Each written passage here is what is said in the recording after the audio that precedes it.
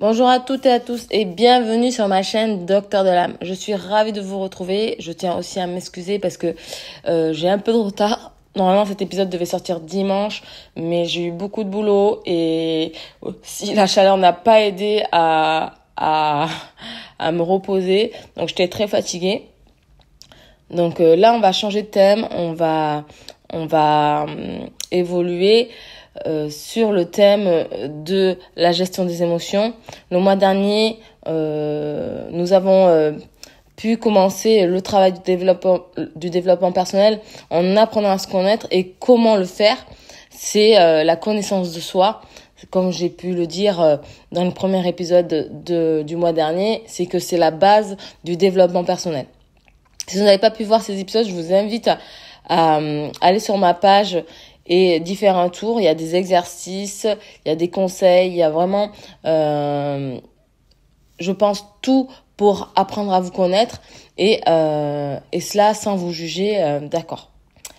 Donc aujourd'hui, nous passons à la deuxième step, la gestion des émotions, et nous allons commencer par comprendre et reconnaître ces émotions. Tu t'es peut-être déjà senti submergé par une émotion sans trop savoir d'où elle venait. Peut-être une colère soudaine, une tristesse qui peut s'installer sans prévenir ou une peur que tu n'arrives pas à expliquer. Sache que tu n'es pas seul. Beaucoup d'entre nous vivent leurs émotions comme des tempêtes imprévisibles. Mais la vérité, c'est qu'une émotion, ce n'est pas une ennemie. C'est un message. Et apprendre à la reconnaître, c'est comme apprendre une langue oubliée. Du coup, apprendre votre langue, la vôtre. Dans cette vidéo, je vais t'aider à comprendre ce que tu ressens, à mettre des mots sur ce que tu traverses, pour enfin te libérer de ce qui t'enferme dans cette émotion. Donc, c'est quoi une émotion? Pour commencer par le commencement. C'est quoi une émotion? Une émotion, ce n'est pas juste un feeling. C'est une réaction naturelle biologique qui survient quand ton cerveau perçoit un changement. Une émotion, c'est un signal d'alarme. Une alerte qui te dit il se passe quelque chose là, voilà, c'est un message, on vous envoie une alerte, hein. Il se passe quelque chose, c'est pour ça que tu ressens ça. Et en fait, vous pouvez ressentir différentes émotions. Il en existe 6 dites primaires. Il y a la joie, la tristesse, la colère, la peur, le dégoût et la surprise. Elles sont présentes en chacun de nous. OK? Partout dans le monde. Genre, tout le monde a cette spécificité de ressentir ces 6 émotions. À part ceux qui ne ressentent pas les émotions, qui ne savent pas les exprimer. Mais sinon, nous sommes tous pareils concernant les émotions. Elles sont universelles. Elles sont incontrôlables, mais pas ingérables. OK? Par exemple, la peur peut vous sauver la vie. Elle peut te sauver la vie. La colère peut signaler un besoin non respecté. La tristesse, elle peut t'aider à faire ton deuil. Et la joie te montre ce qui est essentiel pour toi. Quand vous êtes en joie, c'est que ce que vous êtes en train de vivre, en train de partager, c'est essentiel pour vous. En réalité, chaque émotion a une fonction. Elle vient te parler. Donc, comme j'ai dit, vous allez pouvoir les analyser quand vous allez arriver à les reconnaître. Elle vient vous dire que il y a quelque chose sur lequel il faut se concentrer. Et plus tu apprends à les écouter, plus tu peux agir en conscience et non en réaction. D'accord? Pourquoi on ne les reconnaît pas? Parfois, il est difficile on se dit, je me sens pas bien, ou des fois, on sait qu'il y a quelque chose, mais on n'arrive pas à mettre le doigt dessus. Si les émotions sont naturelles, pourquoi est-ce qu'on a tant de mal à les reconnaître? Parce qu'en fait, dès l'enfance, on nous a souvent appris à les cacher. À dire ça va alors que tout hurle à l'intérieur et du coup, on l'exprime pas. Parce qu'on nous a étouffé ce droit. Et on nous a aussi étouffé nos larmes. Quand on nous dit il faut pas pleurer, quand on est jeune, t'es grande, t'es forte, il faut pas pleurer. On nous a appris aussi à ravaler notre colère, à avoir honte de notre sensibilité. Par exemple, les garçons, on leur dit de ne pas pleurer, un homme ne pleure pas. Et les filles, on leur dit de ne pas trop s'énerver parce que ça va pas avec l'image de la fille sage, voilà. Il faut pas qu'on s'énerve, faut pas qu'on déborde parce qu'on est des filles. Voyez? Donc on nous a étouffé nos émotions, donc c'est pour ça qu'on n'a pas appris à les reconnaître. Alors que ça, on devrait l'apprendre dans notre jeunesse, dans notre enfance, pour pouvoir justement le développer tout au long de notre vie. Et le résultat de cet étouffement, on devient des adultes déconnectés de ce qu'on ressent. C'est pour ça qu'aujourd'hui, on a du mal à les reconnaître. Mais ce que tu refuses de ressentir, il ne disparaît pas pour autant. Ça s'enfuit. Et un jour, ça ressort. C'est pour ça qu'on dit la gestion des émotions est super importante parce que quand on cumule, au bout d'un moment, on explose. Alors, des fois, ça arrive sous forme d'anxiété, de fatigue, d'explosion incontrôlée ou même de maladie physique. Pour moi, tout est énergie et quand on sort pas certaines colères, certaines émotions, le corps le ressent. Et pour moi, certaines maladies sont mentales. On les crée mentalement par le stress, par beaucoup de choses, par la peur. Et du coup, c'est pour ça que je parle de maladie physique. En fait, tu ne peux pas fuir éternellement ce que tu ressens. Mais tu peux choisir d'apprendre à l'écouter. Et c'est pour ça que aujourd'hui, je fais cet épisode parce que il est important de comprendre et de reconnaître ses émotions parce que c'est ce qui va vous permettre de consolider la connaissance de vous-même. Alors vous allez me demander, alors oui, comment reconnaître ses émotions? Eh ben c'est simple aujourd'hui. Je vais vous faire un exercice parce que reconnaître une émotion, c'est comme apprendre à écouter votre propre corps, votre propre cœur. Donc, première étape. Là, vous prenez du temps pour vous, vous stoppez, vous prenez une pause, vous respirez, vous ralentissez. Voilà, vous ralentissez sur ce que vous êtes en train de faire. Là, vous prenez vraiment une pause et une fois que vous vous êtes apaisé, vous observez. Où est-ce que ça se passe dans ton corps?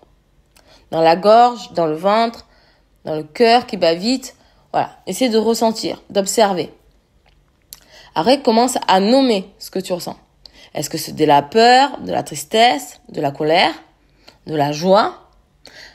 Essaye d'être le plus précise possible. Moi, ce que j'aime bien faire souvent, c'est que je sais pas si vous le savez, mais les mots des mots. Et en fait, chaque partie du corps représente, si par exemple vous avez un fourmillement dans la main, allez voir ce que ça signifie. Parce que ça peut vous indiquer aussi sur l'émotion que vous avez. Si vous n'arrivez pas à voir, ça peut être lié à la main, au pied, voilà. Ça peut vous resituer. Et le tout, c'est de l'accueillir.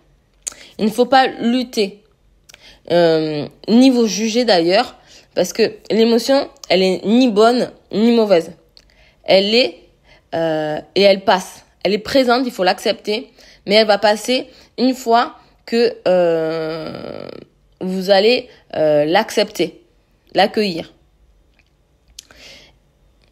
Et après tout ça, nommer une émotion, c'est déjà commencer à la maîtriser. Parce que ce que tu nommes, tu peux le transformer. Si vous arrivez à comprendre que c'est de la joie, vous pouvez comprendre pourquoi, essayer d'en découler. Si c'est de la peur, c'est pareil, de la colère, et voilà. Et à partir de là, vous allez pouvoir comprendre. Voilà. Et de reconnaître son émotion, vous allez pouvoir essayer de voir d'où ça vient et réussir à le gérer. D'accord? Et ça, c'est un exercice que vous pouvez faire tout le temps. Par exemple, là, vous vous sentez pas bien, vous sentez qu'il y a quelque chose, il y a une alerte qui s'est allumée, il y a un signal. Là, vous vous posez. Là, vous stoppez, vous arrêtez tout et vous essayez d'observer, de nommer et d'accueillir. D'accord ? C'est le meilleur exercice que je connaisse qui peut vous servir dans la vie de tous les jours et à tout moment. Parce que vous choisissez pas quand l'émotion va vous tomber dessus, mais en vrai, c'est quelque chose d'assez simple et d'assez constructif. Et une fois que vous avez fait cet exercice et que vous avez pu nommer une émotion, qu'est-ce que vous allez en faire de cette émotion ? En fait, une émotion, ce n'est pas un ordre, c'est une information. Tu n'es pas obligé d'y obéir. Mais tu gagnes vraiment à l'écouter. Donc, voici, je vais vous donner quelques outils concrets pour t'aider à mieux les vivre. Ok, moi je suis très fan du journaling, donc et je vous invite à écrire ce que vous ressentez chaque jour, comme un style de journal d'émotion. C'est un miroir de ton monde intérieur. Comment ça s'appelle ? Sur Pinterest, j'aime bien parce que si vous avez un bullet journal, on vous propose des humeur day pour le mois avec vous dites si vous avez été en colère, si vous avez été en joie aujourd'hui, et à la fin du mois vous pouvez analyser si vous étiez plus dans la colère, plus dans la joie, plus dans la tristesse. Vous voyez, ça c'est le dessiner, mais c'est comme si vous l'écrivez, parce que là vous avez la possibilité d'analyser à la fin de la journée avant de colorier votre case de la couleur que vous avez choisie. Voilà. Après, je vous invite aussi à respirer. La respiration calme le système nerveux et elle aide à ne pas réagir dans l'impulsivité. Voilà. Des fois, on ressent des émotions et par exemple, comme la colère, des fois, on est en colère et on va réagir. Mais on va réagir dans l'impulsivité. C'est pour ça qu'on dit qu'il faut jamais prendre des décisions quand on est trop content ou quand on est trop en colère, parce que notre qu'est-ce que je voulais dire ? Il y a un couac. Vous n'êtes pas dans votre état normal, donc vous pouvez pas prendre une décision rationnelle. Je vous invite aussi, une fois que vous avez compris votre émotion, de parler avec bienveillance. Même si vous êtes en colère, même si vous avez la peur de parler avec vous de façon très bienveillante. Dites je me sens au lieu de tu m'as fait sentir, ne pas être dans l'agression ou être bienveillant, parce que c'est le langage de la responsabilité de votre émotion. D'accord ? Et aussi, il faut se rappeler que une émotion ne dure que 90 secondes.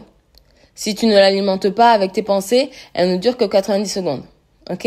Donc, même si vous ressentez la peur, même si vous ressentez de la tristesse, dites-vous que ce n'est que 90 secondes. Si vous ne le nourrissez pas, donc, il faut l'accepter.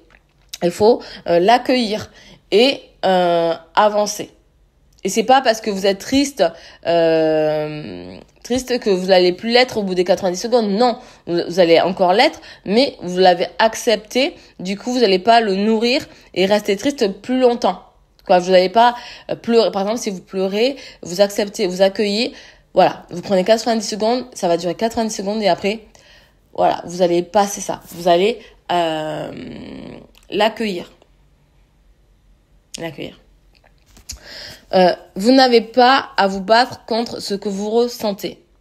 Vous avez juste à vous ouvrir à vous-même. Oui, vous avez le droit d'être triste, vous avez le droit d'avoir peur, vous avez le droit d'être en colère. Mais avec douceur et surtout avec courage. Ok ?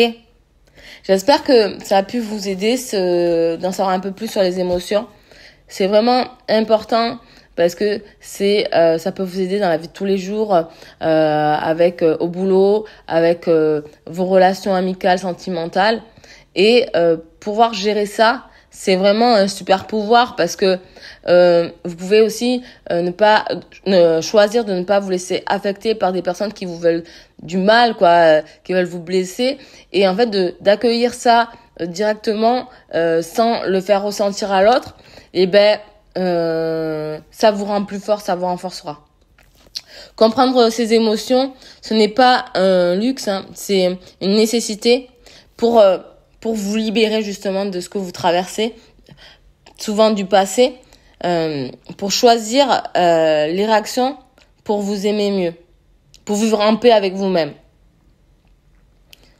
Et laisser les choses qui justement vous amènent ces émotions-là de côté. Chaque émotion est un guide pour vous, c'est une boussole. Même les émotions qui sont douloureuses, sachez que ça vous permet de vous guider.